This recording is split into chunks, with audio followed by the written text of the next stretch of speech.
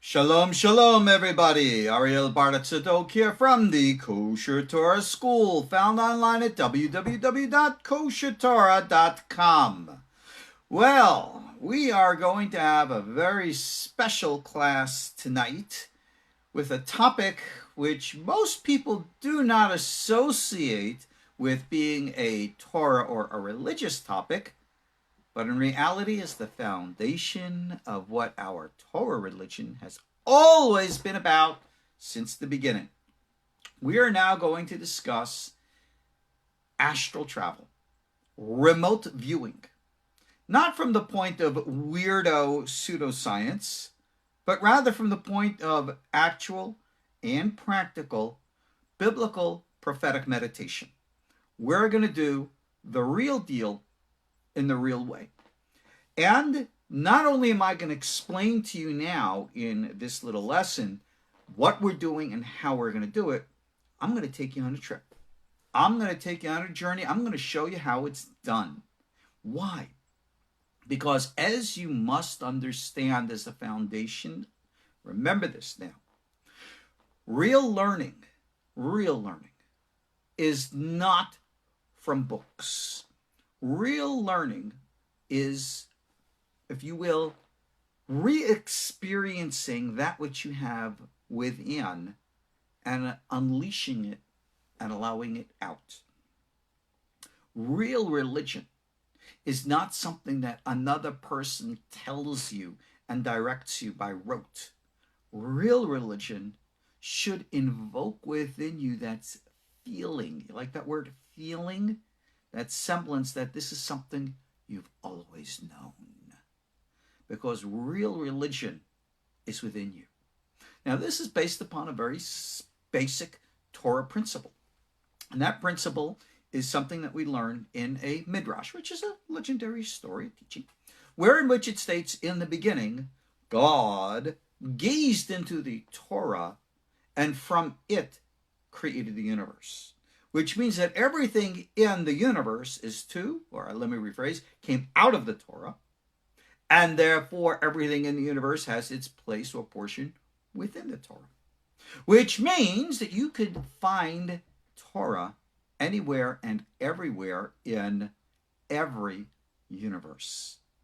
Now, with that being said, we have to look at the fabric, the structure of reality as we know it, and recognize something that pretty much everybody has known since the beginning. We live in a far greater reality than that which we understand or are willing to acknowledge today. Now, let me explain where our present problem comes from. Way back when, starting, late Renaissance period, what they call the rationalist revolution, whatever, we created a materialistic world outlook, which pretty much states like this. This world is what's real, and whatever is before or after really doesn't matter. Focus your attention here, and as an old jargon used to say, the one who has the most toys in the end wins. Or in other words, as you're very familiar with the secular viewpoint, there's no such thing as a God or a soul or a future afterlife or anything of the kind. So therefore, eat and drink and do the whatever because tomorrow we die. Now, with that type of a mentality, people focus on this reality as not only being a primary one, but an exclusive one. And the extreme mentality of that exclusiveness is to view any other realities as being, of course, ridiculously false and terrifyingly, to be rejected.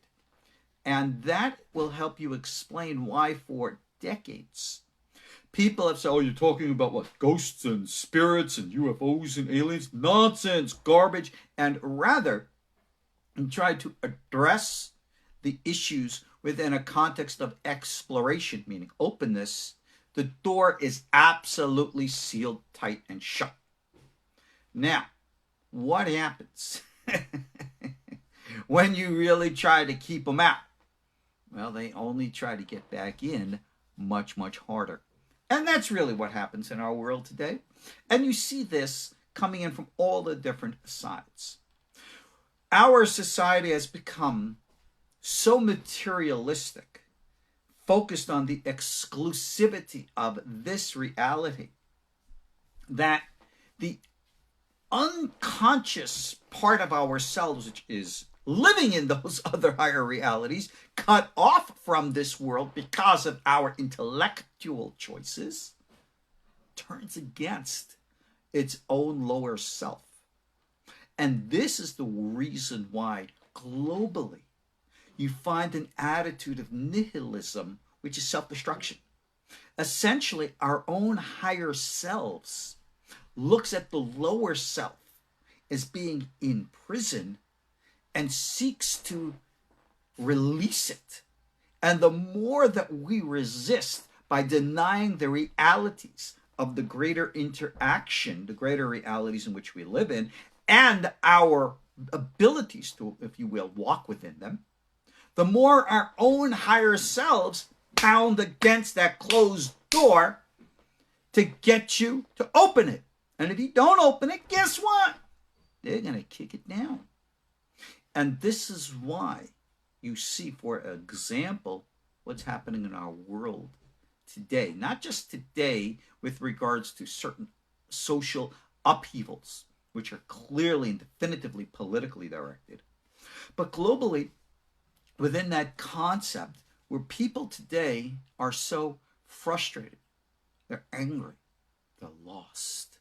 They recognize inside, they feel inside that we're lost. And unless you, in quote, find yourself, that nihilism, that self-destruction, which comes from your own higher self, is going to bash down that door to free your lower self. And that could be an apocalypse. Yeah, we don't have to go that way, but some people choose it for themselves.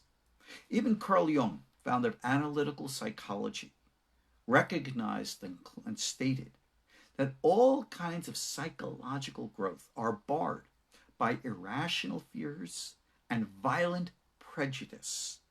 Look what's happening in our world today. Violence, division, strife, destruction. It seems that any which way you turn, it seems that everything is geared towards tearing down. Why? Freedom. Freedom. We seek freedom.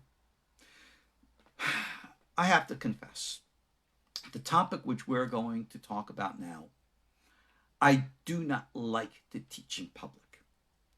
I question whether I'm even religiously allowed to teach this in public, because the Gemara teaches, from the Mishnah, that this kind of material is only supposed to be taught one-on-one and then with someone who understands. Well, I get that. This is why it's called the work of the chariot, or Ma'aseh Merkava. But being that so much of this material has now exploded into the public domain in all kinds of different forms, then based upon Psalm 119, Et lasot lashem, it's a time to act for God because they've made void his Torah. Well, I'm taking upon myself the responsibility to share the reality of this with you. Now, I am not here to educate you into a philosophical concept. I don't give a darn what you believe. You should know that by now. But I am going to try to give you an example of what to do and how to do it, so that you can take this lesson and put it into practice for yourself. Notice I'm speaking in the individual. I see old people over here. Okay, I see your pretty pictures there. I can read your comments here, mazel tov, but I can't speak to the audience. I have to speak to you as an individual. Now, what that means is this, okay? And here I'm going to jump ahead and reveal to you a little bit of insight. The word that we use in English is imagination. In Jungian psychology, we would call this active imagination. You allow pretty much your mind to go wild. I'm pretty good at going wild. For those of you who don't already know me as an individual, you should know I am batty as hell, crazy as hell. All right?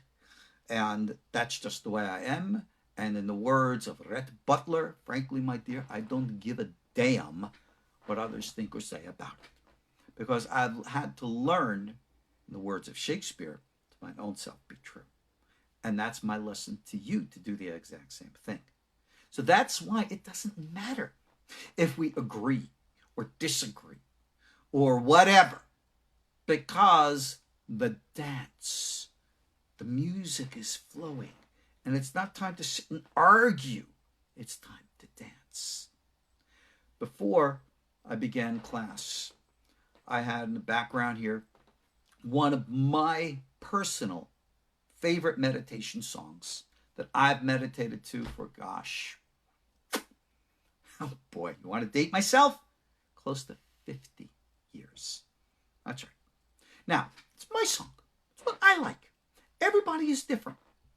But in order to engage what we call active imagination, rather than learn it from the pages of a book, you got to learn what it really means to put it into real action. And that's listening to the music. And that's what I'm going to share with you right now.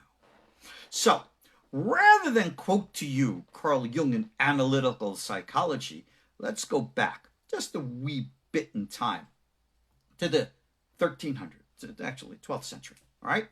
Let's talk Avraham Abulafian.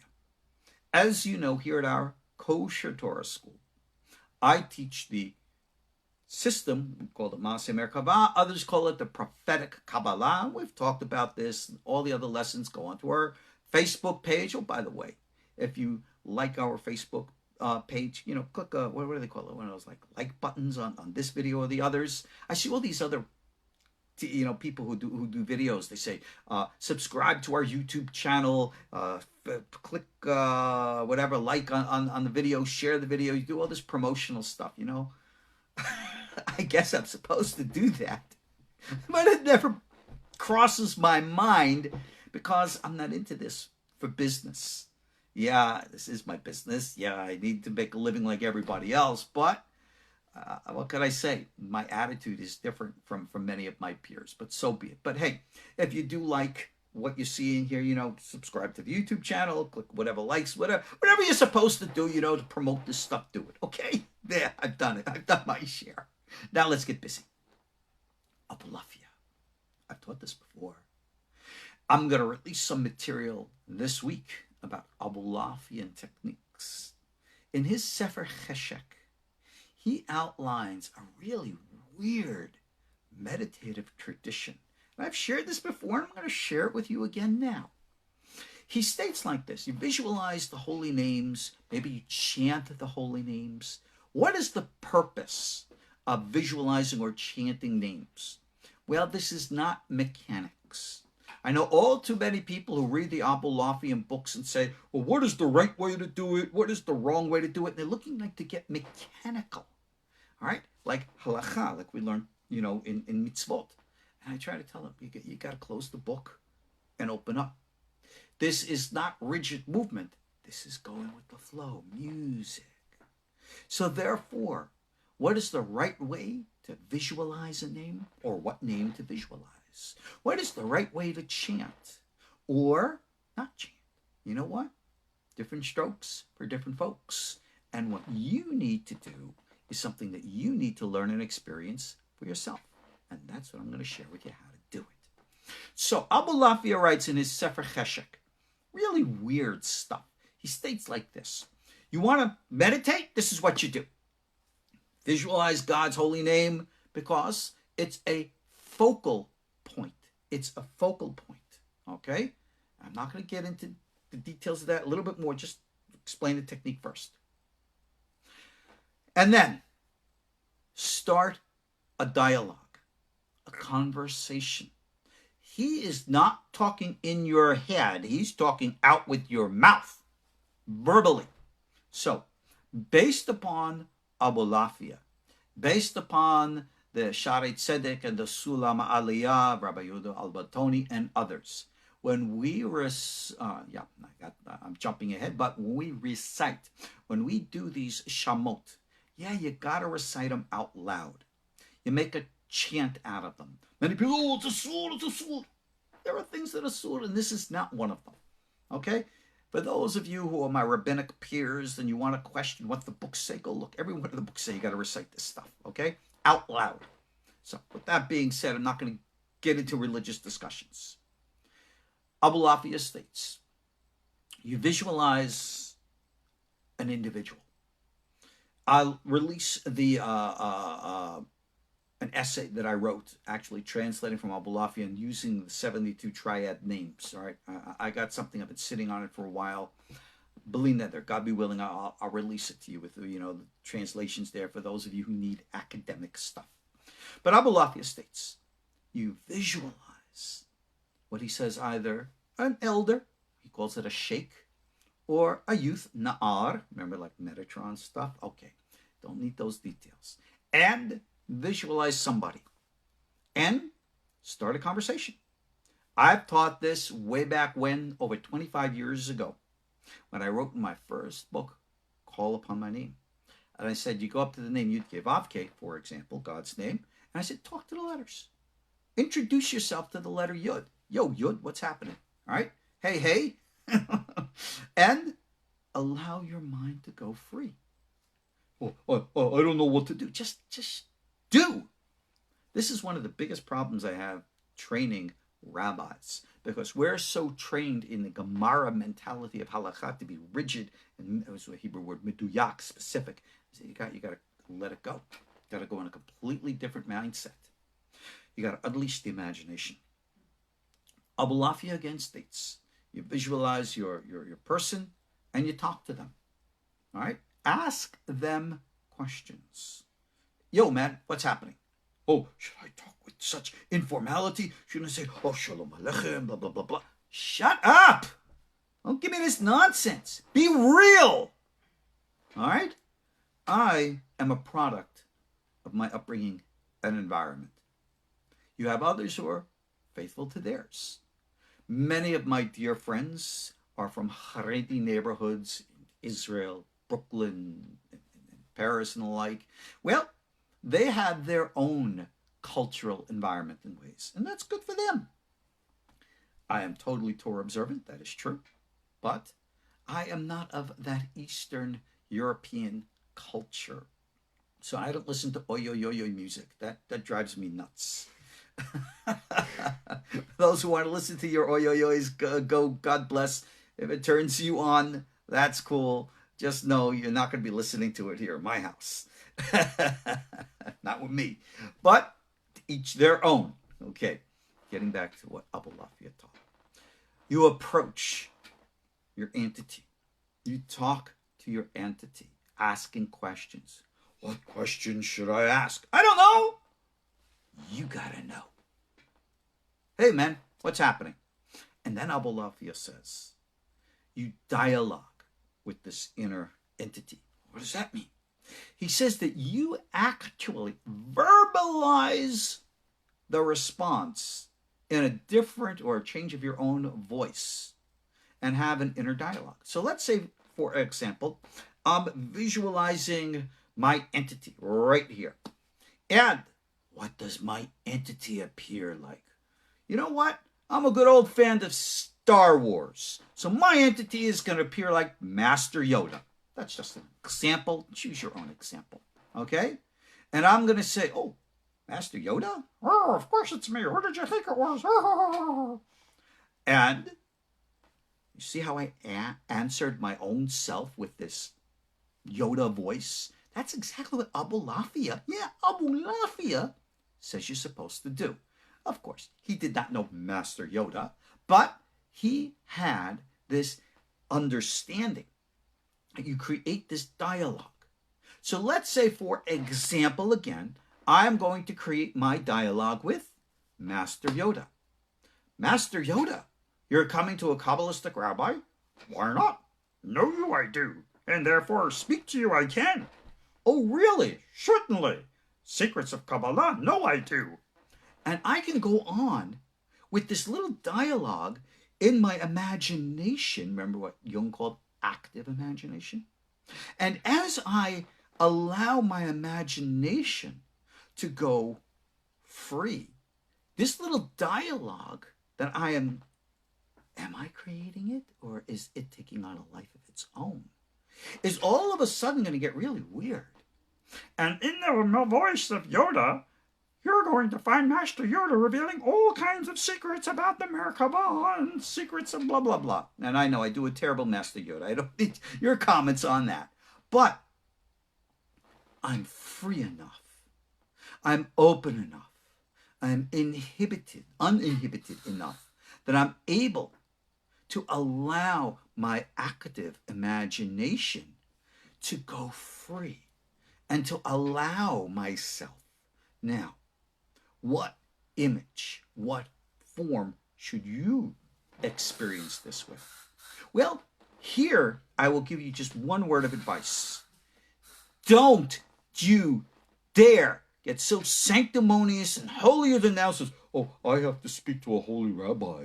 I need to speak with Eliyahu HaNavi or Shimon Bar Yochai. Oh, no, you don't. Don't get on your high horse. Speak to that which speaks to your heart, not your head. Okay? That is the way you need to speak. Here is the big secret about what we'll call astral travel and remote viewing.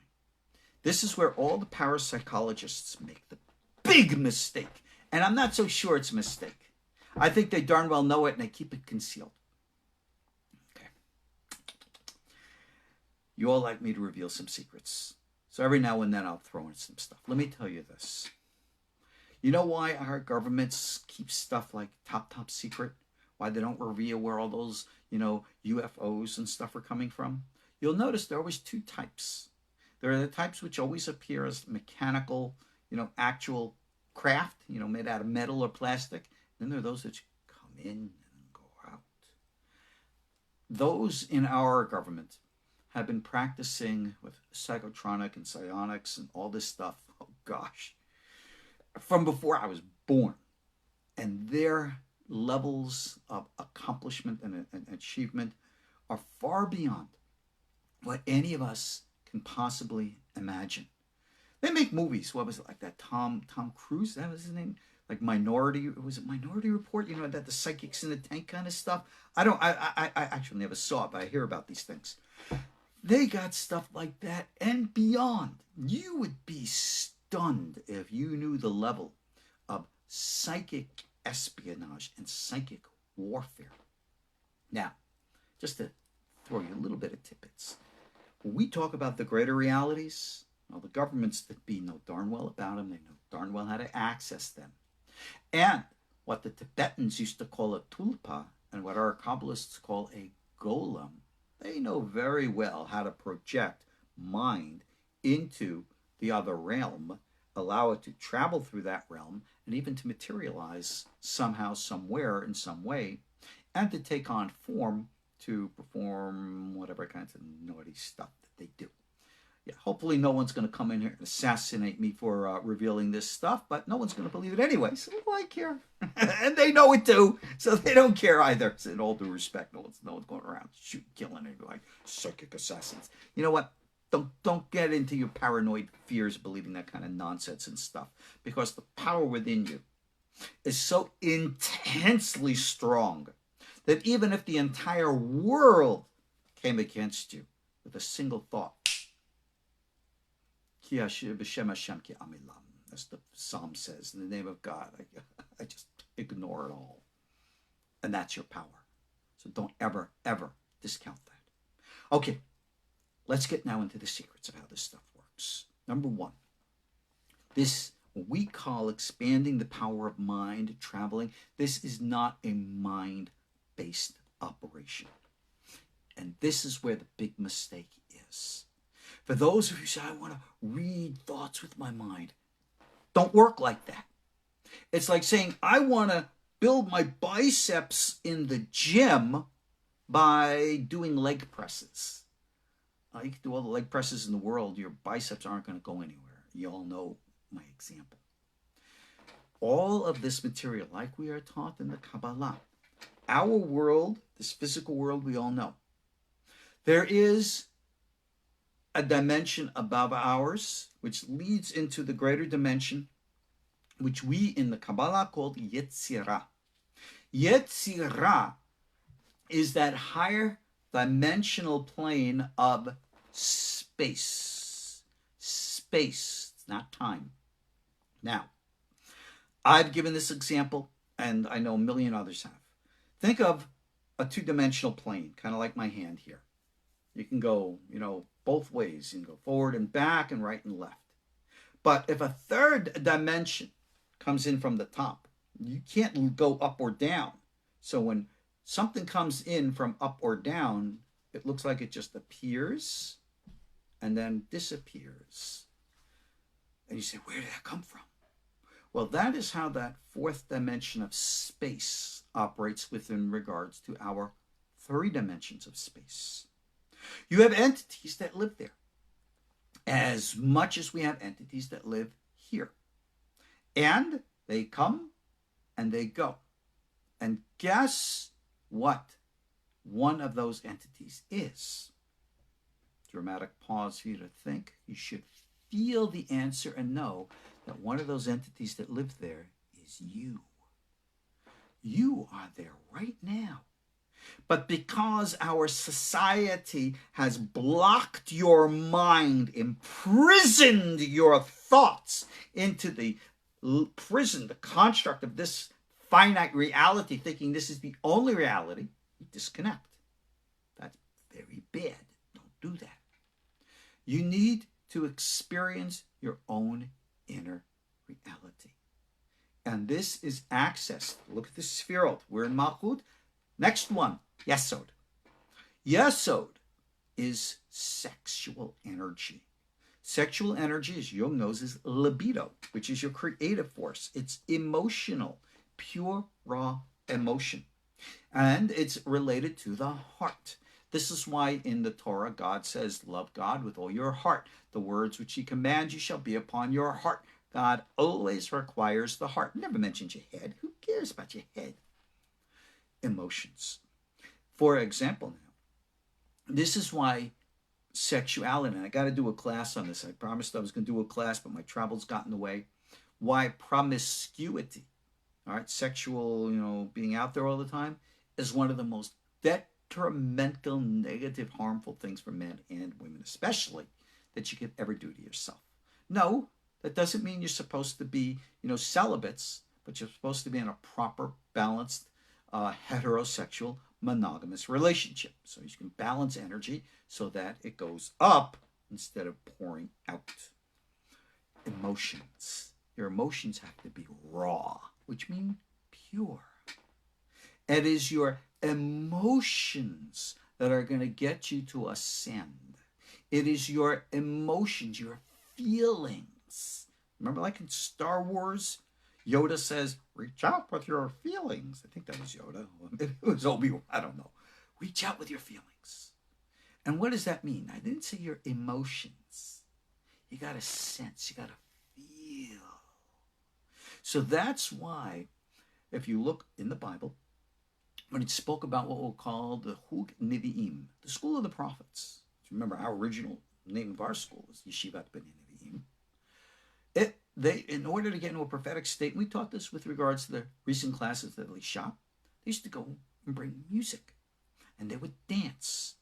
And the kind of music was absolutely, certainly, definitely not relaxing and calm and peace. None of that garbage. That's going to put you to sleep. You need something that's going to arouse you. It's going to make you passionate. It's going to make you move. It's going to make you want to dance. Okay? That's where that oy stuff, those the Ashkenazim, go watch some of them. They get it. They understand it very well. All right? It's not my beat, but it's theirs. And it works for them. What works for you? Only you can answer that. So, what is going to arouse you. Yeah, sexually arouse you. Put you into passion. That's why, what did Abulafian call his book? Sefer Cheshek, the book of passion. Indeed, as a teaching of Rabbi Eliyahu Davidas. I won't get into the details. It's on the KosherTorah School. I forgot what it's called. Maybe a lesson of love or something like that. Put in a search word ahava or love. Maybe the essay will pop up with the translation. Rabbi Eliyahu Davidas, the author of a very famous Kabbalistic work called the Reshit Chochmah, writes in what's called Shara Ha'ava, the Gate of Love, the end of chapter 4, that any man who does not understand and know the passion and desire for a woman, you know what I'm getting at, will never understand the passion and desire for the Shekhinah, which means expanding consciousness. It's sexual in nature. It's intense. It's passionate. So this is how real remote viewing works. And let me tell you, you could read all the stuff like about Ingo Swann and all these others out there who have written books, who worked for our government, and done all of the remote viewing and the like. And it's legitimate. These guys were real. All right? They did stuff, and read their stories and see how emotional things were for them. It wasn't just a detached academic experience. It was intensely personal and real. So we talk about that dialogue stuff that Abulafian talked about, and Jung in psychology again calls active imagination. All right? This is real stuff. I'll give you an example. Years ago, I'm dating myself, years and years ago, when I was a student at the Jungian Institute in New York, I remember one of my instructors was teaching us dream interpretation. And he gave the example of seeing an, unquote, monster in your dreams. And normally we say, I got to beat and defeat the monster. And he says, oh, no. If the monster is in your dream, remember, it's not a real monster. It's an image. It's something that's come up. We call an archetype of the collective unconscious. Turn around and confront it. Talk to it. Ask it, hey, why are you here? Okay? You might think that, oh, it's a nice little psychological episode, but I'm going to give you an example. Recently, in a place which I will not disclose because I'm not allowed to, I was brought in to confront an entity. Okay? And people were terrified of this entity. I wasn't. I had nothing to be terrified from. And I went in and did my stuff like I always did, and I made contact, and I said, yo, what's happening? Why is everybody terrified of you? What's going on? We had a lovely conversation. Learned a lot of stuff. And what's going to be is going to be. Again, as I said, I had to sign a non-disclosure stuff, and I said I put a picture of that, kind of stuff up on Facebook, YouTube, and the like. If and when it ever gets public, which I hope it does, well, then you'll know about it. But until now, hear me. I've talked to you, and I told you I'm going to take you to Uman tonight. Why? This year, as we know, we are facing the COVID restrictions of the virus. I'm not going to get into the politics of it, good, bad, right, wrong. It is what it is, okay? But for thousands and thousands of people who going to Uman means something for real, okay? They can't go there this year. To which I respond, oh, yes, you can. Why? Because physically, this physical body can't go, so what? That part of you which travels can go anywhere, anyway. So, why not? If the members of our military and government, when I say our, I'm talking about the American, the Russian, European, Chinese, Iranian, yeah, they're pretty good at this stuff too. Israeli, everybody's doing this. You'd be surprised how busy the astral plane is. It gets rather crowded. Thank God no one's ever conceived of actually having passports and travel stuff to get up there. That would be a real pain in the neck. But the one whoever could ever enforce such a thing would probably make a lot of money. But I'm being facetious. I'm using my imagination. Okay, let me explain how this stuff works. When you want to astral project physically, your body goes pretty much limp, like you're asleep. For those who've ever physically seen me when I'm astral projecting, you think I'm sound asleep. I'm sitting there, I'm, just out. Okay? Now, my mind, how did I get there? I allow that active imagination stuff to just go. And I allow my mind to travel. I say, well, how is it going to travel? Where is it going to go? What's it going to do? Shut up with the questions. Remember I said this is heart-based, not head-based. So what you have to do is just let go and allow your imagination to guide you. Yeah, but my imagination might be wrong. Hey, didn't I speak about all the bad entities out there and stuff like that, and they could mislead me, and I'm going to be taken over by demons? Oh, shut up. If you're already thinking like that, you're probably possessed by demons anyway, and I only mean that facetiously. Will you let go of this stupid fear? Remember Jung, I told you, he said that. He says there's always the blockage of violent prejudice, irrational fears. Just chill out. Get emotional. Get into the music. Get into the dance. You know what I'm talking about. This is the secret. And allow your imagination to go wild. Now I'm going to share with you this, a couple little tools. If you actually want to realistically astral project to a specific location, it is you have to know where you want to go. You just say, show me the universe. That's like saying, okay, I want to drive, so show me the road. You don't even know where you're going. You got to have a direction. Got to know where you're going. Your emotional attachment. Now remember something. The rules of this greater reality is that everything is energy. Everything is energy. The energy pulsates with what we call heart, what you can call emotions.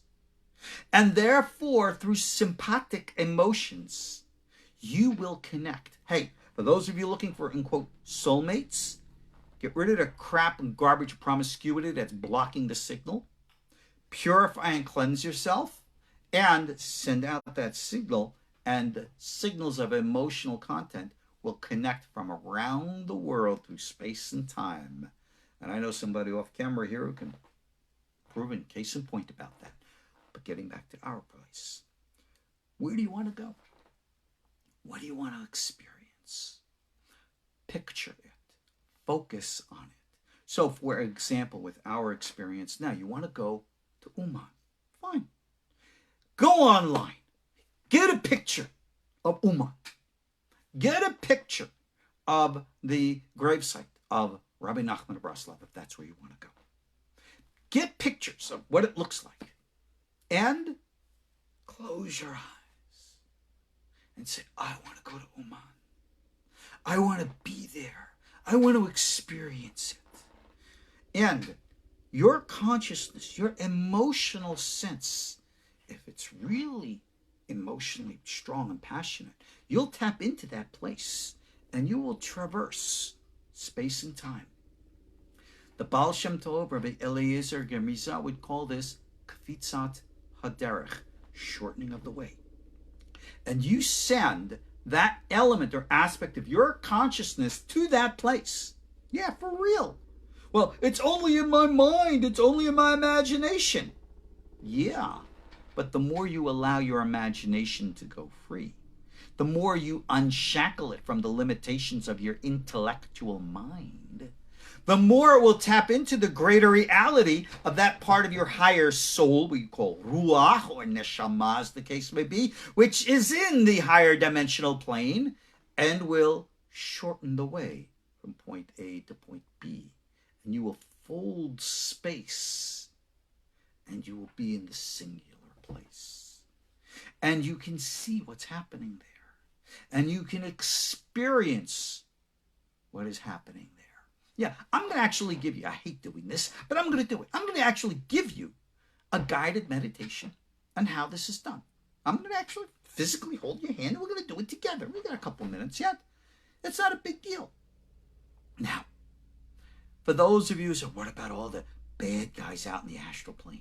Yeah, there are plenty of bad guys out in the astral plane. There are plenty of bad guys out in the physical world. Does that stop you from going to the supermarket to buy groceries?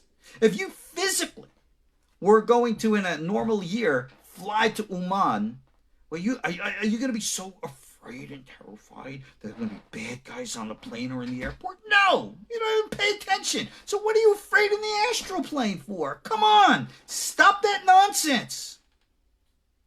Just allow it to be. Okay. You know what? Talk is cheap. Let's do this. Okay? I'm going to take you to Uman right now. I'm going to show you how it's done, and this is how you can do it yourself. Okay? I will give you my examples, my experiences, and you can adjust this any which way that works for you and make it real for you. Okay? Now, rather than look at my purty face on this video, which you really don't need to be seeing, close your eyes. Hear my voice. Okay? Make yourself comfortable. One of the most important things in real astral projecting or remote viewing, either way you're expanding consciousness, you got to be able to get out of your body. Chaim Vital writes about this in Shara Kiddusha. All the remote viewing projects talk about this. Monroe Institute talks about this. Everybody, got to get out of your body. I'm not going to get into the real weird stuff that the governments do today. You don't want to know about that. But number one, no drugs. Definitely not. Messes up the brain. No alcohol. None of that. Just got to learn to let go. Got to learn to let loose. Got to learn to chill. Got to learn to go with the flow. Okay? Now, make yourself comfortable. Find yourself a nice comfy chair. Relax. Chill out. And just let go. Close your eyes. Let's go for a magic carpet ride. One of my favorite songs. Here you are. You're relaxed. I want to go to Uman. I want to hear the singing. I want to hear the dancing. I can hear it right now in my mind. I can close my eyes and I can visualize all the Hasidim of Rebbe Nachman from every country around the world gathering right now. I am seeing the last Rosh HaShana, the next Rosh HaShana. I am seeing them all at once. I am hearing louder and louder in my voice, the singing, the dancing. I'm experiencing, I'm feeling it. I'm going to close my eyes. And here I am in my chair. I'm going to visualize myself growing big white wings behind me like an angel. Yeah, I can feel them growing now. I can feel them flapping.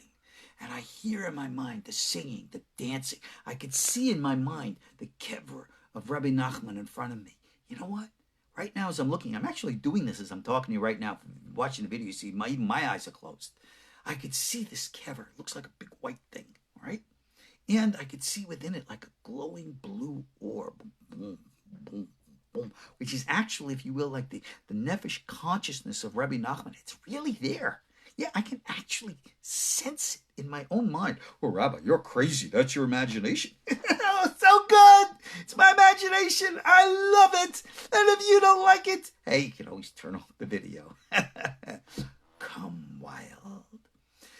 Again, I close my eyes. I can feel my wings. I'm rising out of my body. I can sense myself flying.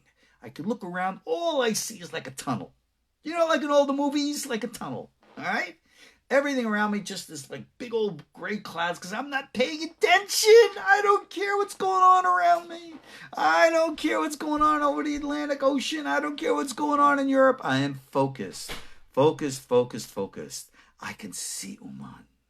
I can experience it. I can hear the music. I can see the dancing.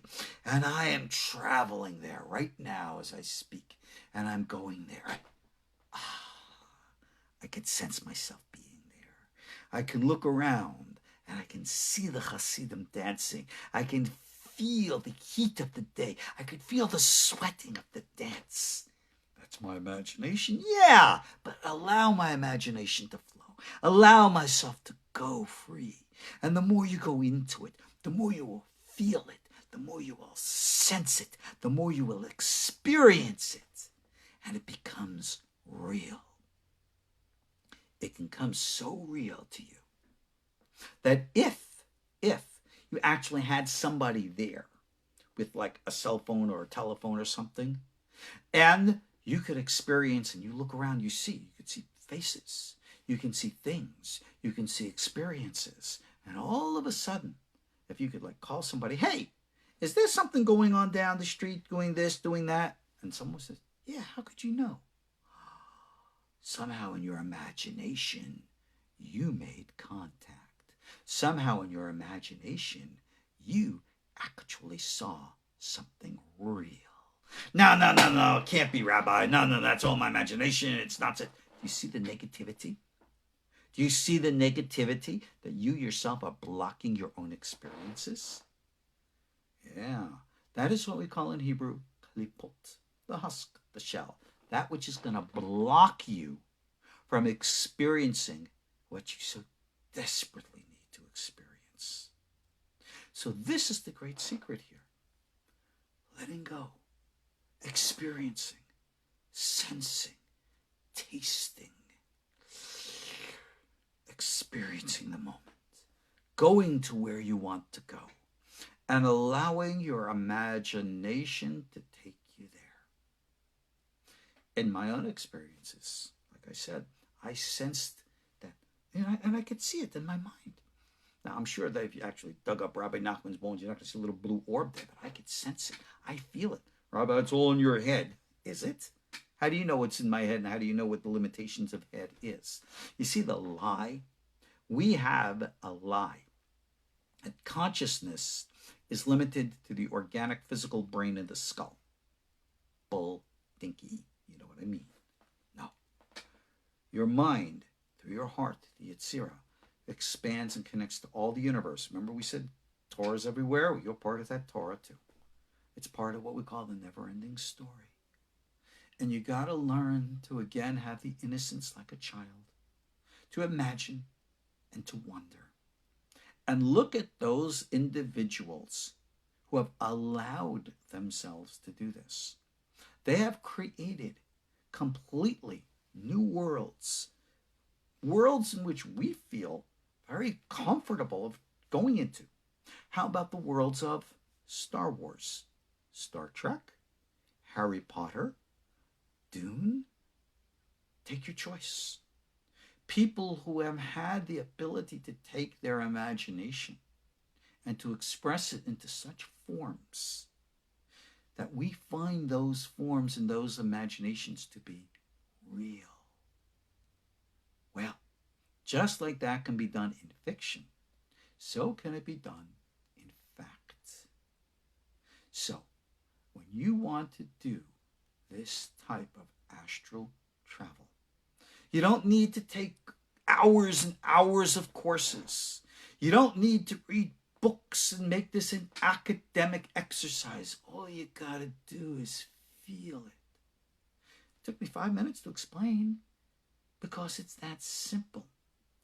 In the wise words of Master Yoda, you must unlearn what you have learned, right? And remember again, do or do not. There is no try. Hear me on this. Do it. You have to learn that the greatest enemy you face, your monster, is your own doubt, your own fears, your own insecurities. And if you just let go and stop being afraid and just, oh, I'm going to get lost, all this and that. Shut up. Just do it. Is that not clear? This is the Abulafian way. This is nothing new age. This is as real as it gets. This is what Eliyahu HaNavi did. Elisha HaNavi did. This is what Abraham, Yitzhak, and Yaakov did. This is what Moshe Rabbeinu did. We all do it. It's letting go. It's feeling and sensing. Again, our entire Torah path. Now remember this, okay? Just for the record. This is an academic statement, but it's true. We have that part of our Torah, which is focused on the expression of what we call Orthodox Torah Judaism.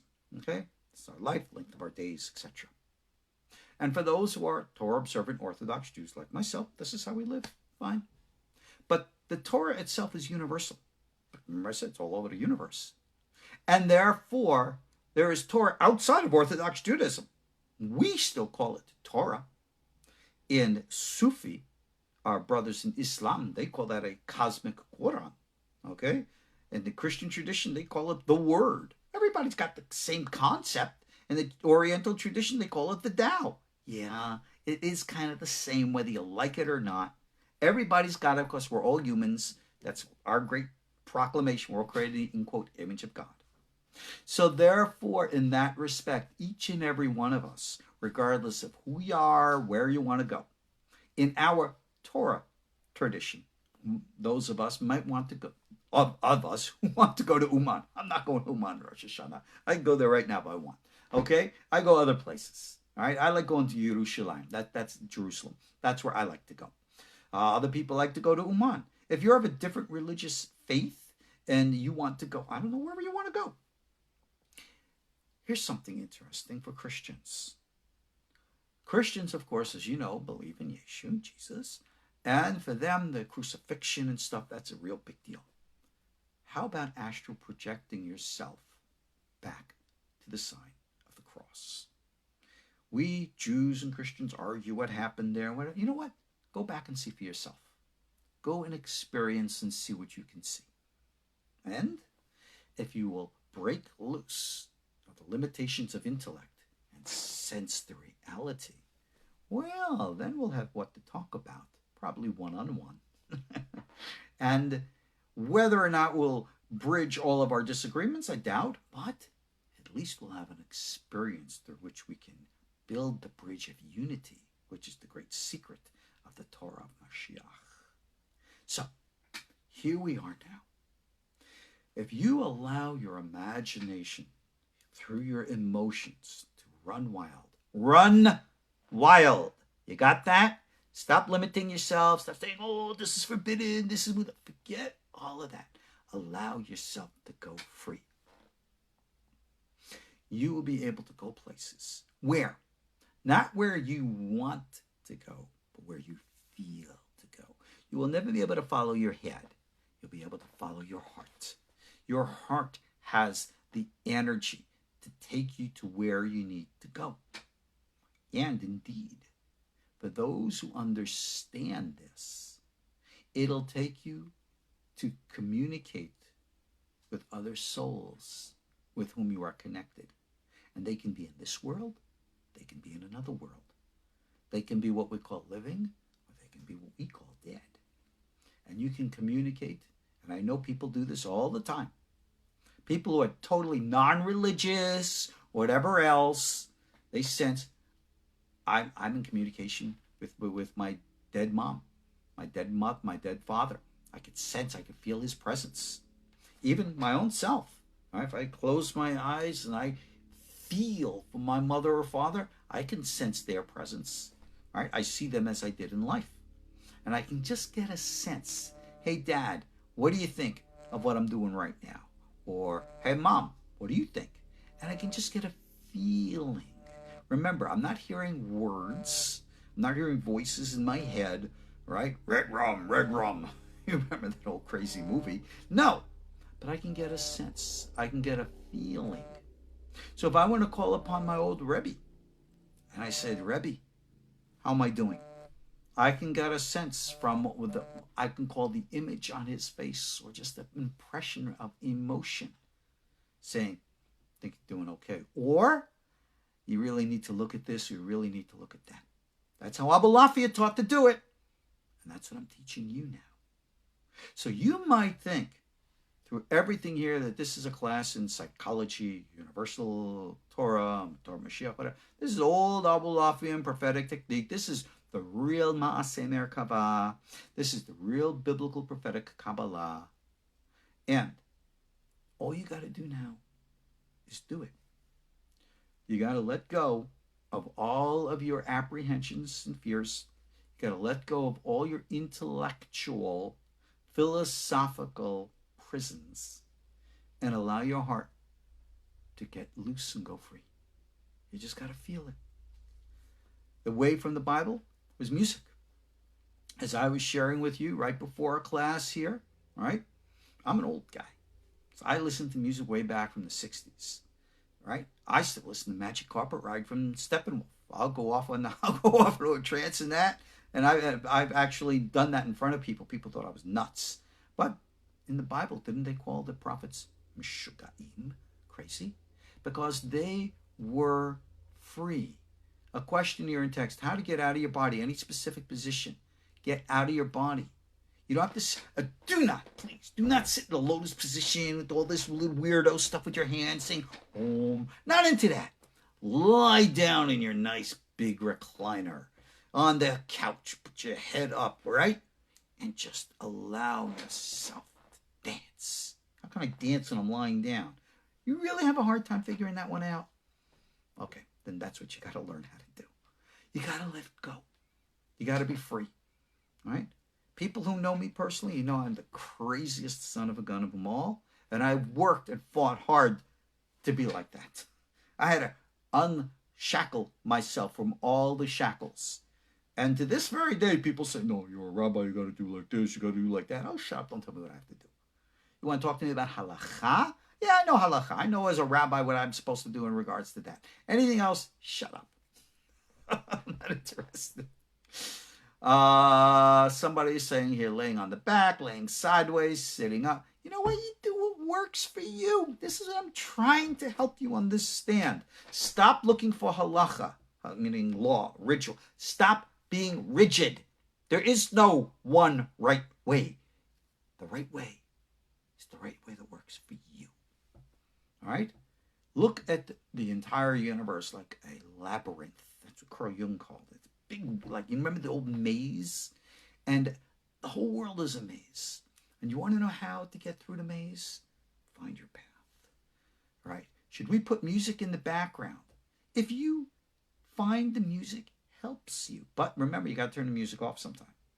So for me, I can go into really deep trance, listening to songs like Magic Carpet Ride, the old and original In Agata Davida.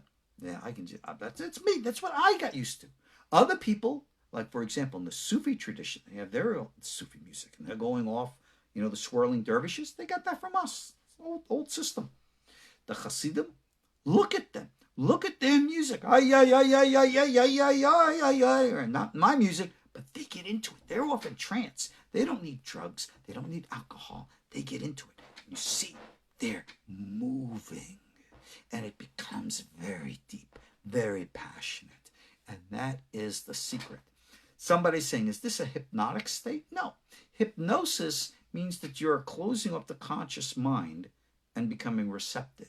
You're opening the consciousness. It's the opposite of hypnosis. You're not convincing yourself. You're experiencing. Go out with your imagination, just like Abulafian taught. Now, in the wise words of Hillel, zeal, come on, go do it.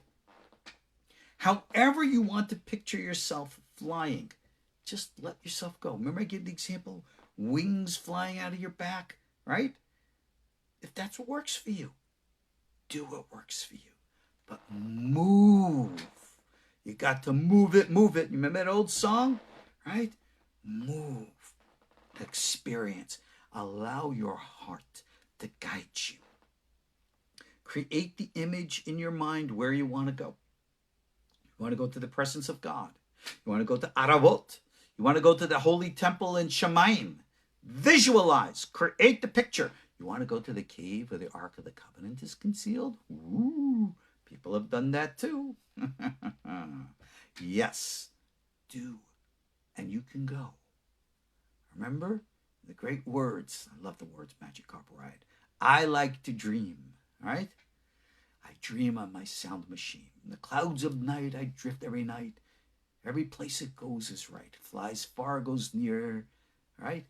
This is how you got to do it. You got to let go. You just got to do it. It's not so much what I am here to teach you, what you need to learn, but like Master Yoda taught, to unlearn. Master Yoda, he's a little puppet. No, he's not. Master Yoda is real. Because of my imagination, I make him real. So the line between this physical reality and other realities, like in the wise words of Zhuangzi, right, the famous Chinese philosopher who dreamed that he was a butterfly, and he says that dream was so real that he woke up, he says, am I a man who dreamed I was a butterfly? Maybe I'm really a butterfly dreaming I'm a man. Experience those other realities and recognize that they are more real than this one. You come from there, we come from there, we're going to go back there when the time comes. That's going to be real. So you might as well get used to going back and forth. Now's the time. This is the place.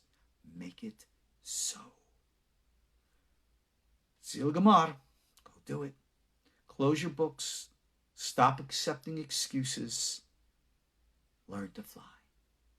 If you saw some of the posting I put on YouTube and Facebook, I said, yeah, you start crawling, then you walk, and then you run. Now you fly, and then you soar. Now is your time. Especially with what's happening in the world right now and the crazy stuff. You're going to recognize there's no escape to the right, there's no escape to the left. There's only flying. Fly. Experience. Go to Uman if that is your place. Go to Yerushalayim if that is your place. Go to Aravot if that is your place. Fly. Never doubt your own experiences. Never limit your own imagination. Don't be afraid. Focus and trust. And you will see and you will know. Nothing more for me to say. Do it. You need help? You need guidance? I'm always here for you. You know where to reach me, arieltzadok@gmail.com. You know what we have. Hey, if you like what we offer, subscribe to our YouTube channel. Remember, I got to do that promotional stuff. And click like on this video. Share it with people. Get the word out. Let's stop the prison. All right? Prison break. Free, free, free. Isn't that what we said Torah is supposed to be? Charut al luchot. Right? Freedom. Let's be free. Get the word out. If you can, support our KosherTorah School. You know how to do that. Just go to our page. Help and support us so we can get this word out. Let's do it together. I'll see you on the astral plane. Let's dance. Talk to you soon. Shalom.